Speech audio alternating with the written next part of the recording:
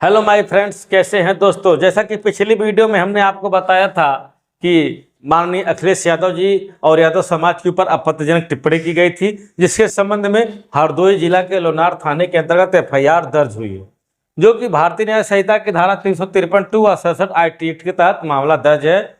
आज हम उसी धाराओं का विश्लेषण करेंगे। अगर आप इसका डिटेल में एफआईआर के बारे में जानना चाहते हैं तो हमारी पिछली वीडियो को आप देख लीजिए, तो यह धारा स्पष्ट हो जाएगी क्या मैं कहना चाहता हूं इस धारा के बाद। चलिए देखिए इस धारा को स्पष्ट करते हैं कैसे होता है। तो फ्रेंड्स, चैनल पर पहली बार है तो सब्सक्राइब करिएगा, वीडियो को लाइक करिएगा। देखिए अब हम बात करेंगे धारा 353 बीएनएस के बारे में। बीएनएस धारा 353(2) बेसिकली यह किस चीज की बात करता है? यह बात करता है कि विभिन्न धार्मिक, जातीय, भाषीय, क्षेत्रीय समूहों के बीच, ध्यान दीजिएगा, अभी मैं इस पर समझाऊंगा लेकिन पहले फोकस करिए मेरी बातों पर। यह धारा बात करती है कि विभिन्न धार्मिक, जातीय, भाषीय, क्षेत्रीय समूहों के बीच शत्रुता, घृणा, वैमनस्य को बढ़ावा देने के इरादे से या उसकी संभावना पैदा करने वाले झूठे बयानों, अफवाहों या भड़काऊ खबरों को प्रकाशित करने या प्रकाशित करने से संबंधित है, प्रसारित करने से संबंधित है।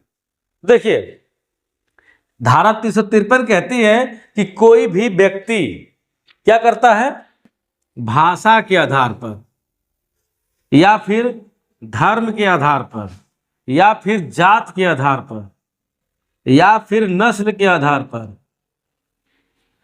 भाषा, जात, धर्म, नस्ल, किसी भी तरह की अगर इनके समूहों पर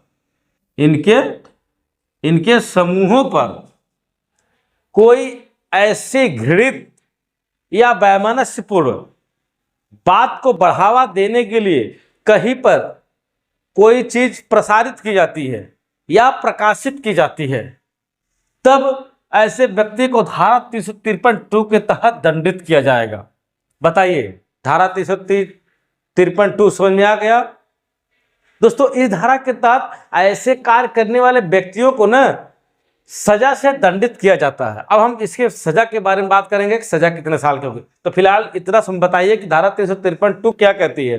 धारा 353(2) यही कहती है कि किसी भी जात, समुदाय, धर्म के आधार पर अगर कोई व्यक्ति इनके समूहों पर कोई आपत्तिजनक खबर या भड़काऊ भाषण कोई प्रकाशित करता है या प्रसारित करता है, तब 353(2) लगाया जाता है। बात समझ में आ गई होगी। अब चलते हैं इसकी कुछ मुख्य बातों को समझते हुए आगे बढ़ेंगे। क्या कहते हैं धारा 353(2) की बात? अगर कोई शत्रुता और घृणा को बढ़ावा देता है, इस धारा की देखिए क्या बात है। इसमें क्या क्या बातें आती हैं? इसमें आती है शत्रुता और घृणा, दो शब्द आया है। यानी जो भी आपके द्वारा प्रकाशित की गई है खबर, उस खबर में शत्रुता हो, यानी कि दो समुदायों के बीच शत्रुता फैले या उनके प्रति घृणा, नफरत की भावना पैदा करती हो, या फिर और दूसरी बात है झूठी खबर। क्या हो? झूठी खबर, यानी जो आपने खबर फैलाई है वह खबर कैसी हो? झूठी हो। और तीसरी बात, यानी जो खबर आप फैला रहे हैं वह इलेक्ट्रॉनिक माध्यम से की गई हो। कैसी? इलेक्ट्रॉनिक माध्यम से, यानी हम जिस खबर को फैला रहे हैं वह खबर कैसी होनी चाहिए? सोशल मीडिया के माध्यम से होनी चाहिए, जैसे मोबाइल से, लैपटॉप से, फेसबुक पर, व्हाट्सएप पर, ट्विटर पर, एक्स पर, किसी भी जगह पर जो कि सोशल मीडिया से संबंधित, सोशल मीडिया पर अगर फैलाई जाती है तब यह अपराध बनता है। तो देखिए धारा 353(2) के लिए 3 बातें की जरूरत है। कौन कौन सी? पहली कि जो भी आप खबर फैला रहे हो वह झूठी हो, और दूसरी अगर उस खबर से किसी समुदाय के प्रति शत्रुता हो या कोई क्या बोलते हैं घृणा उत्पन्न हो, नफरत फैले, और वह खबर कैसी हो? इलेक्ट्रॉनिक माध्यम से हो, तब धारा 353(2) बनता है। बात समझ में आ गई। अब सजा की भी बात कर लेते हैं। अगर कोई व्यक्ति धारा 353(2) के तहत अपराध करता है तो ऐसे व्यक्ति को सजा के तौर पर 3 साल की सजा हो सकती है। कितने साल की? 3 साल तक की सजा या फिर जुर्माना या फिर दोनों से दंडित किया जा सकता है। 3 साल की सजा या फिर जुर्माना या फिर दोनों दंडित किया जा सकता है। लेकिन इसमें कुछ अपवाद भी है, उसको भी समझ लीजिए। लगे हाथ बता दे रहा हूं, अगर कोई इस तरह की खबर फैलाया है लेकिन वह बात सही है, कैसी है, अगर वह बात सही निकल गई, खबर फैलने के बाद भी बात क्या है, सही है, अगर वह व्यक्ति साबित कर देता है कि मैंने जो खबर प्रकाशित की है, प्रसारित की है, वह सही है, तब धारा 353 का 53(2) का अपराध नहीं बनता है। आई होप कि आपको बात मेरी स्पष्ट क्लियर हो गई होगी।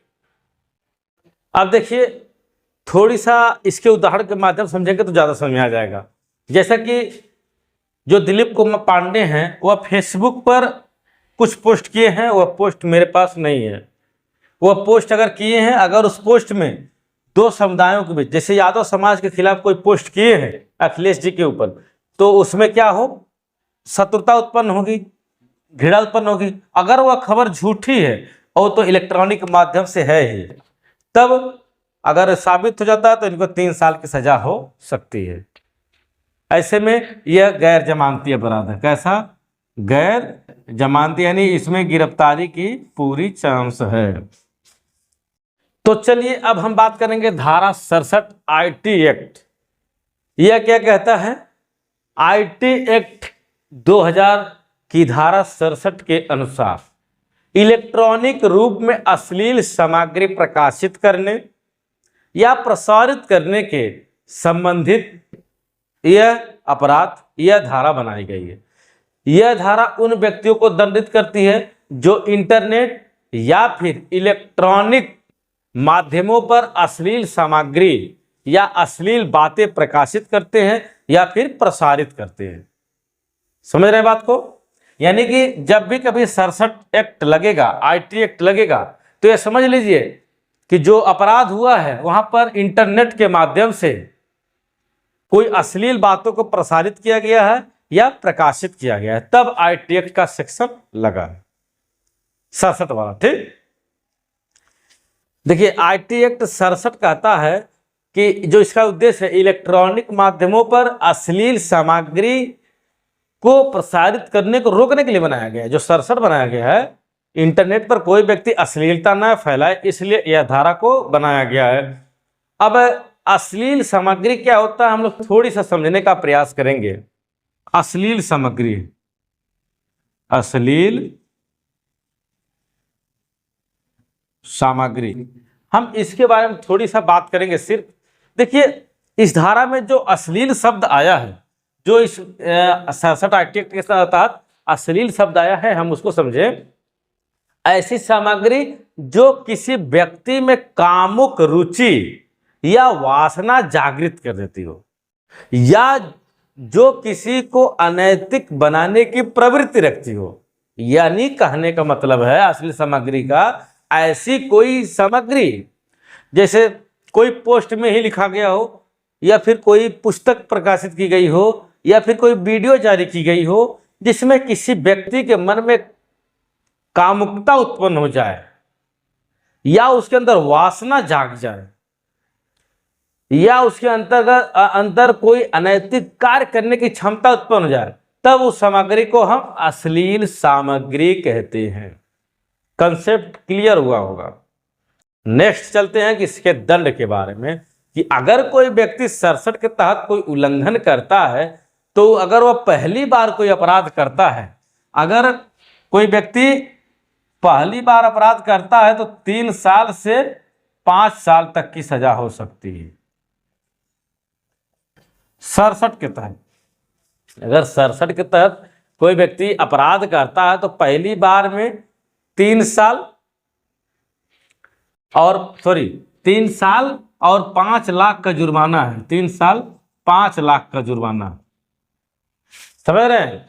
अगर पहली बार कोई व्यक्ति अश्लीलता फैलाता है, तो ऐसे व्यक्ति को 3 साल की सजा हो सकती है, साथ ही साथ 5 लाख रुपए तक का जुर्माना वसूला जा सकता है। यदि वही व्यक्ति दोबारा अपराध कर देता है, क्या करता है, दोबारा वही अपराध दोहराता है, तो ऐसे व्यक्ति को 5 साल की सजा होगी। 5 साल की सजा, साथ ही साथ 10 लाख रुपए का जुर्माना, 10 लाख का जुर्माना। बात समझ रहे हैं कि 67 आईटेट कितना कठिन है। अगर आप पहली बार 67 आईटेट के तहत कोई अपराध करते हैं तो 3 साल की सजा और 5 लाख का जुर्माना, दूसरी बार करते हैं तो 5 साल की सजा और 10 लाख तक का जुर्माना आपको देना पड़ सकता है। अब देखिए, जो 67 आईटी एक्ट के तहत अगर कोई अपराध होता है तो यह गैर जमानती है, यानी आरोपी को जमानत मिलना मुश्किल हो जाता है। यानी कि जो भाई साहब दिलीप पांडे हैं, इनको जमानत मिलने में कठिनाई हो सकती है। इसके लिए इनको, अगर देख रहे वीडियो तो इनको एंटीसिपेटरी बेल ले लेना चाहिए। इनको सेशन कोर्ट से अपने